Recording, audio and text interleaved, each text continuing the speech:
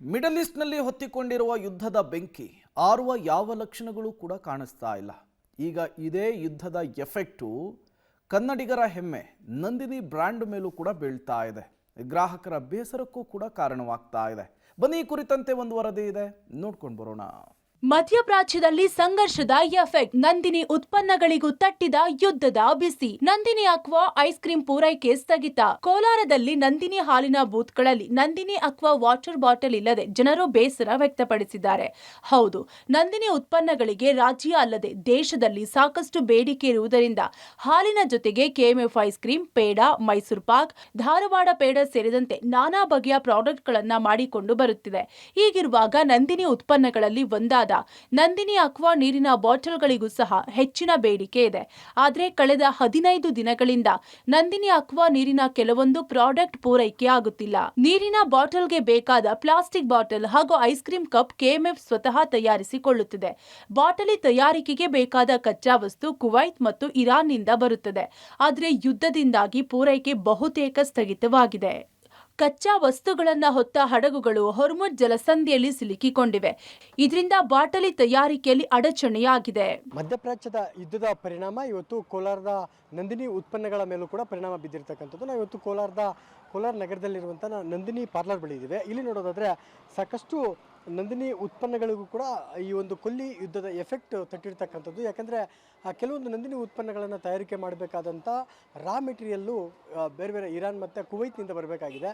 ಈ ಉತ್ಪನ್ನಗಳು ಸದ್ಯಕ್ಕೆ ಸಿಗ್ತಾ ಇಲ್ಲ ಅನ್ನೋ ಕಾರಣಕ್ಕೆ ಭಾಳ ಪ್ರಮುಖವಾಗಿ ನೀರಿನ ಬಾಟಲ್ ಉತ್ಪಾದನೆ ಆಗ್ತಾ ಇಲ್ಲ ಅನ್ನೋಂಥದ್ದು ಸದ್ಯ ತಿಳಿದು ಬರ್ತಾ ಇರ್ತಕ್ಕಂಥದ್ದು. ಅದರಂತೆ ಆಗ ಕೋಲಾರ ಸೇರಿದಂತೆ ಕೆಎಂಎಫ್ನಿಂದ ಕೂಡ ಇವತ್ತು ನೀರಿನ ಬಾಟಲ್ ಉತ್ಪಾದನೆ ಆಗ್ತಾ ಇಲ್ಲ. ಯಾಕಂದರೆ ಗ್ರಾಹಕರಿಗೆ ಬೇಕಾಗಿ ಅದರಲ್ಲೂ ಬೇಸಿಗೆ ಆರಂಭ ಆಗಿರ್ತಕ್ಕಂಥದ್ದು. ಬಿಸಿಲಿನ ತಾಪ ಹೆಚ್ಚಾಗಿ ಮಾರುಕಟ್ಟೆಯಲ್ಲಿ ಕುಡಿಯುವ ನೀರಿನ ಬಾಟಲ್ಗೆ ಹೆಚ್ಚಿನ ಬೇಡಿಕೆ ಇದೆ.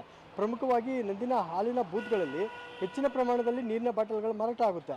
ಆದರೆ ಕಳೆದ 10 ದಿನಗಳಿಂದ ನಂದಿನಿ ಬ್ರ್ಯಾಂಡ್ನ ನೀರಿನ ಬಾಟಲ್ ಸಿಗ್ತಾ ಇಲ್ಲ ಅನ್ನೋ ಒಂದು ಮಾತುಗಳು ಸದ್ಯಕ್ಕೆ ಕೇಳಿ ಬರ್ತಾ ಇರ್ತಕ್ಕಂಥದ್ದು. ಜೊತೆಗೆ ಐಸ್ ಕ್ರೀಮ್ ಕೆಲವೊಂದು ಉತ್ಪನ್ನಗಳ ಮೇಲೆ ಈ ಒಂದು ಯುದ್ಧದ ಎಫೆಕ್ಟ್ ಬಿದ್ದಿರ್ತಕ್ಕಂಥದ್ದು.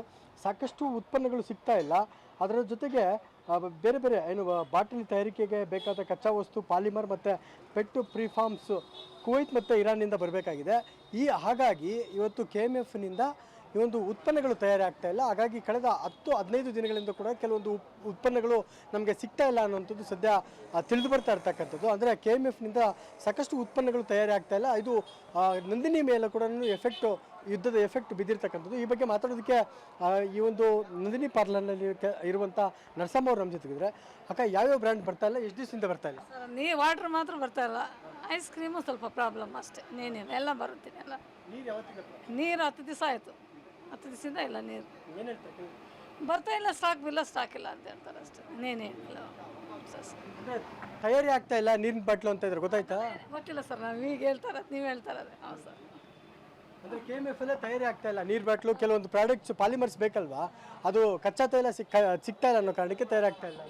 Okay sir. ನಿಮ್ಗೇನು ಹೇಳ್ತೀವಿ? ನಮಗೆಲ್ಲ ನೀರು ಇದಿಲ್ಲ, ಸ್ಟಾಕ್ ಇಲ್ಲ ಅಂತ ಹೇಳ್ತಾ ಇದ್ದಾರೆ ಸರ್ ಅಷ್ಟೇ, ಇನ್ನೇನಿಲ್ಲ. ಯಾವ ಪ್ರಾಡಕ್ಟ್ಸ್ ಸಿಗ್ತಾ ಇಲ್ಲ? ಇದೇ ವಾಟ್ರೂ ಇದು ಮಾತ್ರ ಅಷ್ಟೇ. ಐಸ್ ಕ್ರೀಮ್ ಆದರೂ ಲೇಟಾಗಿ ಸಿಗ್ತಾ ಐತೆ, ವಾಟ್ರ್ ಇಲ್ಲವೇ ಇಲ್ಲ ಅಷ್ಟೇ.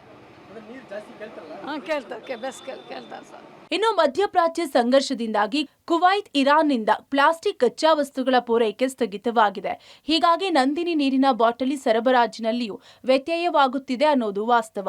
ರಾಜ್ಯದಲ್ಲಿ ಬಿಸಿಲಿನ ಬೇಗೆ ದಿನದಿಂದ ದಿನಕ್ಕೆ ಏರುತ್ತಲೇ ಇದೆ. ಹೀಗಿರುವಾಗ ನಂದಿನಿ ಉತ್ಪನ್ನಗಳಿಗೂ ಸಿಕ್ಕಾಬಟ್ಟೆ ಬೇಡಿಕೆ ಇದೆ. ನಂದಿನಿ ಪಾರ್ಲರ್ಗಳಲ್ಲಿ ನಂದಿನಿ ಉತ್ಪನ್ನಗಳನ್ನು ಬಿಟ್ಟು ಬೇರೆ ಯಾವುದೇ ಉತ್ಪನ್ನಗಳನ್ನು ಮಾರಾಟ ಮಾಡುವಂತಿಲ್ಲ. ಇದರಿಂದಾಗಿ ಬೇರೆ ನೀರಿನ ಬಾಟಲಿಗಳನ್ನು ಮಾರಾಟ ಮಾಡಲು ಆಗದೆ ಪರದಾಡುವಂತಾಗಿದೆ. ಇನ್ನು ನೀರಿನ ಬಾಟಲ್ಗಳ ಜೊತೆಗೆ ಐಸ್ ಕ್ರೀಂ ಪ್ಯಾಕಿಂಗ್ಗೆ ಬೇಕಾದ ಕಚ್ಚಾ ವಸ್ತುಗಳು ಸಿಗದೇ ಇರುವುದರಿಂದ ಐಸ್ ಕ್ರೀಂ ಸಹ ಸರಿಯಾದ ಪ್ರಮಾಣದಲ್ಲಿ ಬರುತ್ತಿಲ್ಲ. ಕೋಲಾರದಲ್ಲಿ ಹಾಲು ಸಿಗುತ್ತಿದೆ, ಆದರೆ ನಂದಿನಿ ಉತ್ಪನ್ನ ಮಾಡುವ ನೀರು ಸಿಗುತ್ತಿಲ್ಲವೆನ್ನುತ್ತಾರೆ ಸಾರ್ವಜನಿಕರು. ನೀರು ಕುಡಿಯೋಣ ಅಂತ ನಂದಿನಿಗೆ ಬಂದ್ವಿ. ಅವ್ರು ಕೇಳಿದ್ರೆ 2-3 ದಿನ ಆಗಿದೆ ನೀರು ಬಂದು ಅಂತ ಹೇಳ್ತಿದ್ದಾರೆ. ಅಲ್ಲಮ್ಮ, ಹಾಲು ಸಿಗ್ತಾ ಇದೆ, ಕಾಫಿ ಸಿಗ್ತದೆ, ಟೀ ಸಿಗ್ತದೆ, ನೀರೇ ಇಲ್ಲ ಅಂದರೆ ಹೇಗೆ ಅಂದರೆ, ಸರ್ ಸಪ್ಲೈ ಕೊಟ್ಟಿಲ್ಲ ಸರ್, ನಾವೇನು ಮಾಡೋಣ ಅಂತಾರೆ. ಸಪ್ಲೈ ಕೊಡಿದ್ರೆ ಅಟ್ಲೀಸ್ಟ್ ನೀವಾದ್ರೂ ಆಲ್ಟ್ರ್ ಮಾಡಿ ಏನಾದರೂ ಸಬ್ಸ್ಟಿಟ್ಯೂಟ್ ಮಾಡ್ಕೊಳ್ಬೇಕಲ್ಲಮ್ಮ ಅಂತ ರಿಕ್ವೆಸ್ಟ್ ಮಾಡ್ತಾ ಇದ್ದೀವಿ. ಅವ್ರು ತಂದರೆ ನೀರು ಕುಡಿಬೋದು, ಇಲ್ಲ ಅಂದರೆ ಮನೆಗೆ ಹೋಗಿ ಕುಡಿಬೇಕಷ್ಟೇ. ಅಲ್ಲ, ನಂದಿನಿ ನೀರು ಕುಡಿದು ನಮ್ಮ ನಂದಿನಿ ನಮ್ಮ ಕರ್ನಾಟಕ ನಾವು ಫಸ್ಟ್ ಪ್ರಿಫರೆನ್ಸ್ ಕೊಡ್ತೀವಿ ನಂದಿನಿಗೆ. ಒಟ್ನಲ್ಲಿ ಯುದ್ಧದ ಎಫೆಕ್ಟ್ನಿಂದಾಗಿ ದಿನನಿತ್ಯದ ವಸ್ತುಗಳ ಬೆಲೆ ಏರಿಕೆಯಾಗುವ ಜೊತೆಗೆ ಮನುಷ್ಯನಿಗೆ ಅವಶ್ಯಕವಾಗಿರುವ ನೀರಿನ ಬಾಟಲಿಗಳು ಸಹ ಸಿಗುತ್ತಿಲ್ಲ. ಅವಶ್ಯಕ ಕುಡಿಯುವ ನೀರಿಗೂ ಎಫೆಕ್ಟ್ ತಟ್ಟಿದ್ದು ಕೆಎಂಎಫ್ ಮಾತ್ರವಲ್ಲದೆ ಇದನ್ನ ಸರ್ಕಾರಗಳು ಗಂಭೀರವಾಗಿ ಪರಿಗಣಿಸಲಾಗದೇ ಇದ್ರೆ ಪರಿಣಾಮ ಎದುರಿಸಬೇಕಾಗಿದೆ. Ravi, public TV, Kolar.